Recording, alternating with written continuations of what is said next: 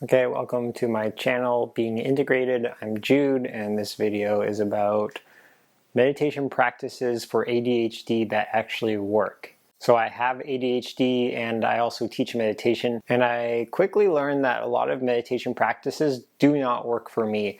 And specifically, the types of practices that you most encounter as a beginner are the ones that most don't work for me. So if you're just beginning in meditation, the practices are typically about bringing your attention back to your breath over and over. These very simple practices, and those don't work that well for me. And I have been able to do those practices well at times in my life, but at other times I have not been able to do them well at all. Most times I can't do them that well, actually. But there is a whole other category of practices called Vipassana practice or mindfulness practice or insight practice that really does work for me and might work for you. I know other ADHD people who have very much taken to these practices and found them a lot more helpful than more focused or concentration-based practices. Now the question is why? Why do some practices work and others don't? And to understand this, we have to understand what ADHD is. So while ADHD presents differently in different people, there are some pretty common symptoms, and for me, the simplest way to express it is it's a restlessness in my body. It actually took me a long time to realize this because I thought ADHD was in the mind. I thought, oh, my mind's just crazy and going after things. But then I realized my mind was so active because my body was restless and uncomfortable. It was actually the discomfort in my body that my mind was working really hard to escape. Another way of looking at ADHD is as a dopamine deficiency. So dopamine is this motivating chemical in our brain. It gives us this sense of kind of excitement around things. It's like when we see something we want and we're really close to getting it, there's a big dopamine rush. The thing is with ADHD is there's a deficiency of a natural kind of base level of dopamine in the brain, and as a result, our mind is constantly seeking dopamine. We're looking for things that are stimulating.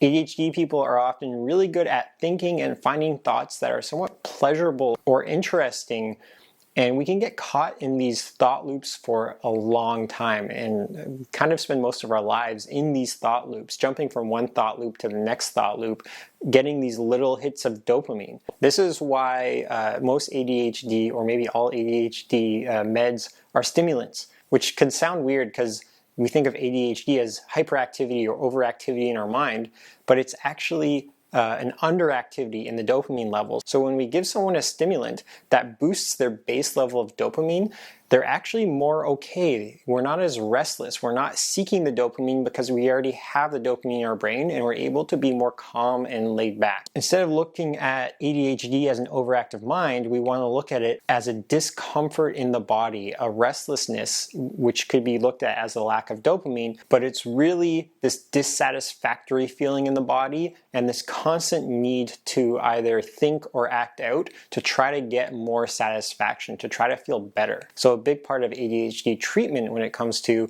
the way of mindfulness and meditation is going into the discomfort and looking at it, being really clear with it. And it's through the opening to the sensations of the discomfort and not trying to escape them that we actually shift our relationship with it, and things can really change for us. Our behavior can change, the feelings in our body can change, the way our mind engages with the world and with itself can change. So I know that for an ADHD person, the idea of meditating may seem like torture, and in some ways it is torture. What we know from studying ADHD in the brain is that when we try to focus on something that we're not interested in, that part of the brain responsible for focus shuts down even more. So it's actually the more effort we put into trying to gather our attention and really focus, the harder it becomes. And then this just creates this really awful feedback loop and suffering. It creates this frustration, this restlessness, and we could just want to like I'm sure if you have ADHD, you know exactly what I'm talking about. And even if you don't have ADHD, I feel like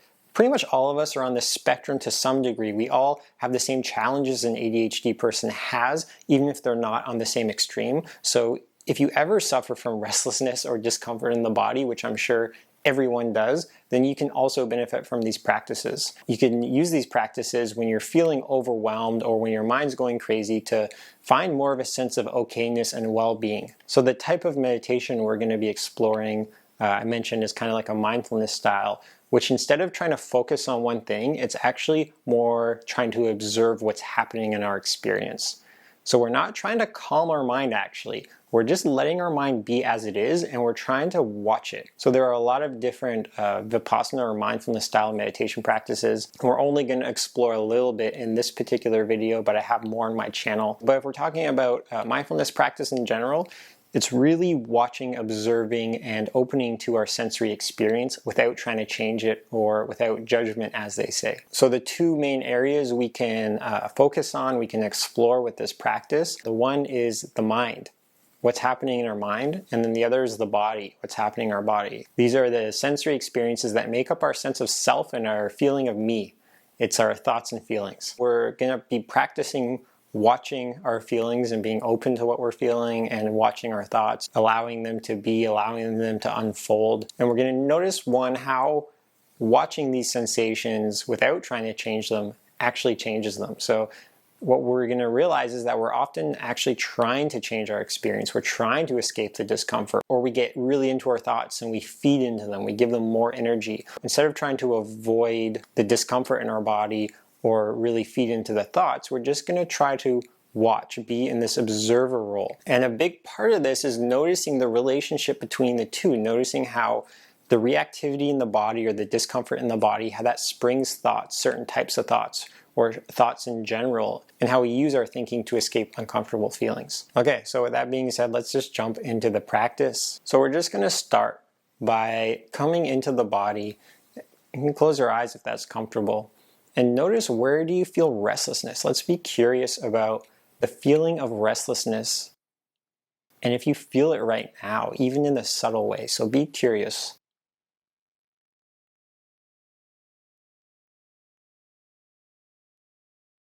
Can you find that sensation of restlessness in the body?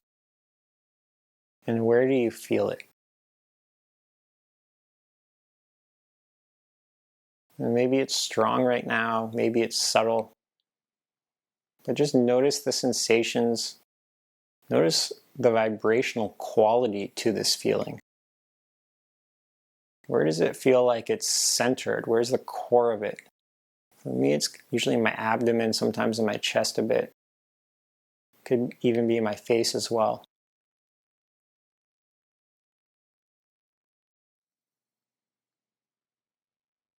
And just notice how these sensations move, how the feelings kind of dance in the body. And be really curious. See how much you can zoom in and just pay attention to the moving of this energy, the moving of the feeling of restlessness in the body.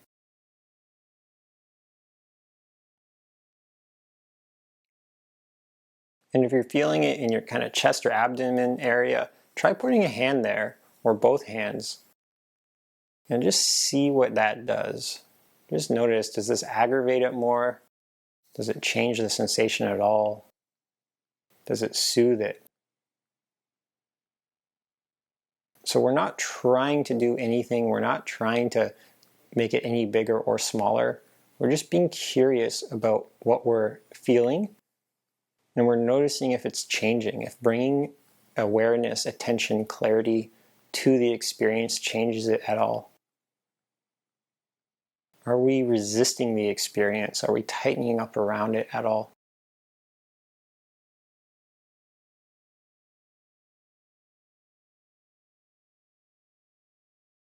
And if you go into thoughts, if you're imagining these things, like sometimes I visualize these things in my body, or I'll just be thinking about something totally unrelated, that's okay, but try to come back to the actual sensations in the body. We're coming back to the feelings moment by moment, just checking in. We get distracted, check in again, and just gently with that okayness. Whenever we get distracted, it's not a problem. It's totally fine. There's no judgment here. We're just noticing how our mind runs away and gently coming back to the body.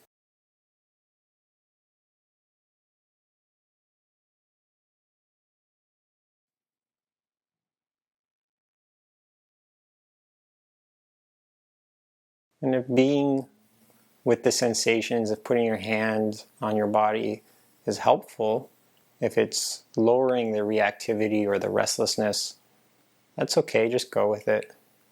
If the hands are aggravating it, you can take them off. Just do what's comfortable for you right now. And we're kind of asking, what does your body need to be more comfortable? Can you let go of any tension you're holding on to, maybe in your jaw, in your neck, in your hips? And if you can't, that's fine. So the first thing is we're noticing what's there. We're trying to relax as best as possible, knowing that there's no way you're going to fully relax. And then we're just accepting whatever tension or restlessness is left.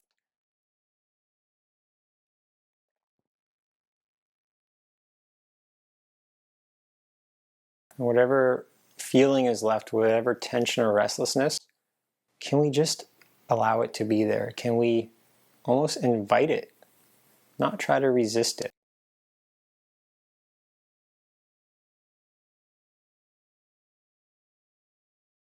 Can we feel the sensations fully and open our heart to the experience? So just as we meet someone we love with an open heart, can we open our heart to our own discomfort, to our own feeling of restlessness?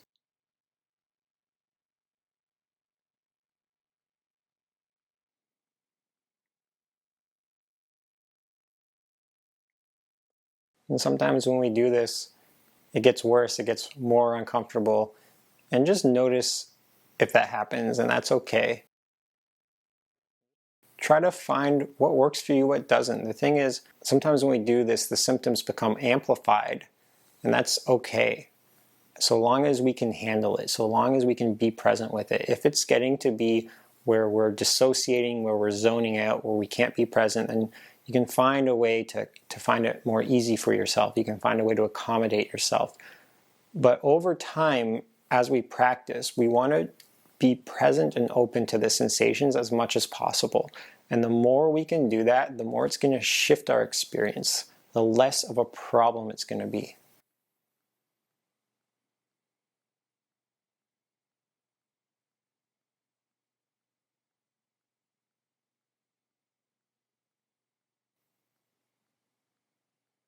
The power of this practice is it might not get rid of the feelings, but it changes your relationship to it. It makes it not such a problem anymore. It takes a lot of the suffering and the angst out of the experience. We're just practicing moment to moment. Can we be with the discomfort? Can we be with whatever is happening in our body?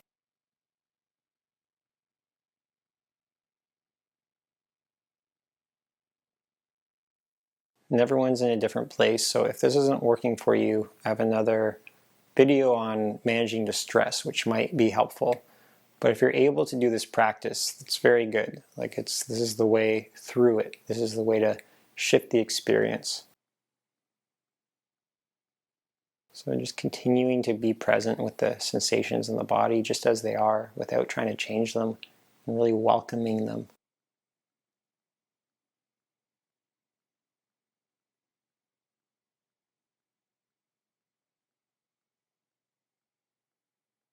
And the next piece is noticing the mind, noticing what the mind wants to do. If it wants to run around, if it wants to create imagery, if it wants to think about the future or worry about the past. And we start to see a relationship between the mind and the body, that the mind is often trying to distract us from what's happening in the body because it's uncomfortable. And that's okay. That's just what it does. And so can we observe the mind and come back to the body gently, with ease?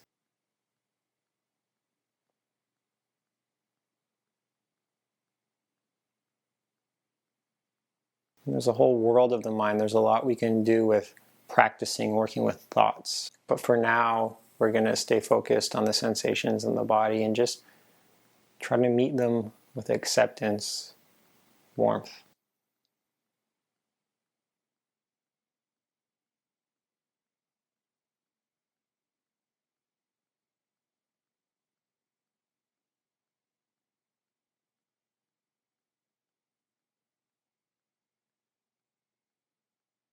And you can slowly open your eyes if they're closed. And I'm really curious how that was for you. You can leave some comments. It might have gone well, it might have been illuminating for you, or it might not have been, and that's okay. Some people, when they first do this practice, it is overwhelming, it's too much, and that's totally okay if that's where you are. So I have two practices on my channel that are really relevant to this. One is working with feelings, kind of what we were doing, and then the other is working with thoughts, which is just being in the thoughts, allowing the thoughts to kind of run free, but to observe them as they're moving. And we're using this technique called noting or labeling, which will be explained in that video. It's kind of a lot to get into now. But these are the practices that I've personally found extremely helpful for my ADHD and ADHD symptoms, and also bringing these practices into everyday life. The big piece here is equanimity, which is not fighting our feelings further, not resisting them or tightening up around them or trying to escape them, but to actually open to them. This is really the core of the practice, and this is what's really going to change things over time. So I have another video on equanimity and the practice of equanimity, and how we become more and less equanimous through life, how our experience kind of shapes us and creates more resistance and avoidance in our being. So I would highly recommend the video on equanimity for everyone. I think it's one of the most life-changing principles to understand. It can really shift our day-to-day experience and relationship to our experience, our relationship to our feelings and discomfort. Okay, so that's it for this video. If you appreciate this video, if you want more, I can do more videos on ADHD and other tips to work with it. There's actually another great channel called How to ADHD that has more practical kind of general life advice around ADHD that I'd recommend checking out if you aren't already familiar. I also want to mention that there are actually so many ways to work with ADHD outside of this. So this is really focused on how we can use mindfulness and meditation to work with ADHD, which for me has been, without a doubt, the most impactful, important skills to learn. But also diet is really important in ADHD. Exercise, just having an elevated heart rate for 20 minutes a day is really important with ADHD. I've also noticed that my ADHD is a lot worse when I'm in a less secure position in life. So if I'm struggling financially when I was in school and was like kind of struggling to make rent and all this, my ADHD was much worse than when I had a stable income. So to think about the larger picture, ADHD is often this feeling of feeling like something's wrong or we're unsafe. So the safer and more grounded we could feel in our life, the lower the ADHD symptoms are going to be. So I'm really a fan of a holistic approach, which is eating better, not a lot of sugar or complex carbs. Like you want just a lot of vegetables and proteins, a little bit of exercise every day, and generally finding more stability in life if possible, whatever that means to you, whatever will make you feel more safe in life. And this will absolutely have a big impact on your ADHD symptoms, but this mindfulness stuff is also hugely important too. So hope you get a lot out of it. So thanks so much for tuning in. If you're not already subscribed, that would be great if you do so, and please like the video, it helps. I appreciate all that. Thank you so much, and I'll see you again soon.